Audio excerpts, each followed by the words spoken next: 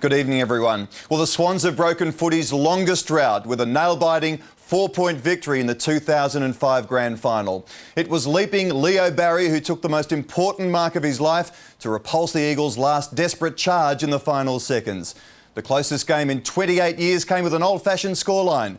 Just 2 players were multiple goal scorers, 13 others with 1 apiece.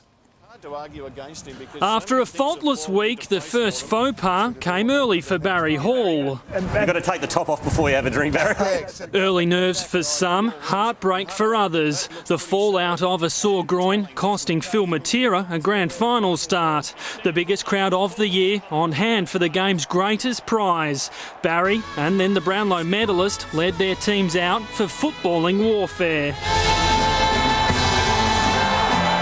2.5 minutes in, Mark Nikoski was the unlikely type with the finals first. The first shot of the grand final, and he drills it. Daniel Kerr's day looked done straight after a rolled ankle, an early Eagle body blow. He wasn't alone in an opening battering. Absolutely ripped his neck off. Goals were at a premium in the crossfire, but Big Dean Cox provided the first grand final gem. 3 bounces and the execution was perfect. From a long way. Oh, this is a magnificent effort. He's done it. The Swans needed a steadier. Adam Schneider came to the party. Run in and he loves these and he puts it away. The Eagle boss was riled. His mood no better when a free to Barry handed the Swans a break 1 buffer.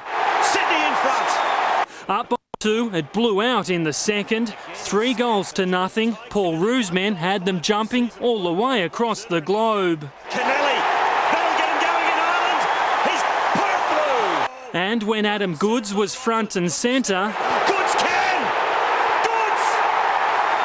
the Swans were well on the way to completing highway robbery. A 20-point break at half-time was whittled away in the third. The Eagles had all the ball and all the score. The margin just 2 with 1 to play in 05. Bodies on the line in a final term arm wrestle. Luke Ablett coughing up a soda in front of goal.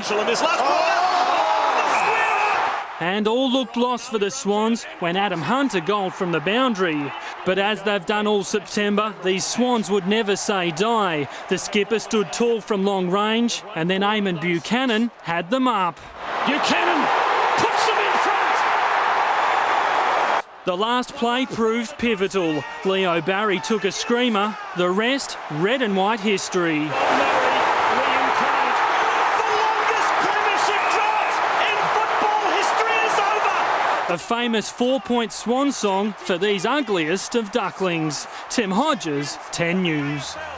Well, let's now cross back to the MCG and to Neil Cordy, who's in a sea of jubilant Swans fans in the winners' dressing rooms. Yes, thanks, Rob. I've got Captain Courageous Paul Kelly with me. Kel, what does this premiership mean to the Red and Whites? Oh, well, everything. It's been 70-odd years since we won one. I think it's a reward to a lot of people that have put in a lot of hard work, and when perhaps things weren't going to plan, and hung in, and a bit like the players of today's team, they just stick it out and keep fighting and persistent, and they've won the grand final.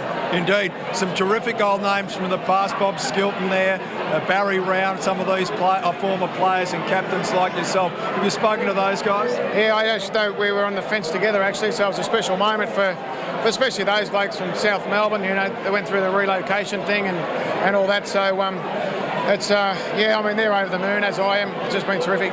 Good on you, Kel. Well done. Thanks, mate. Rob, thanks. Back to you.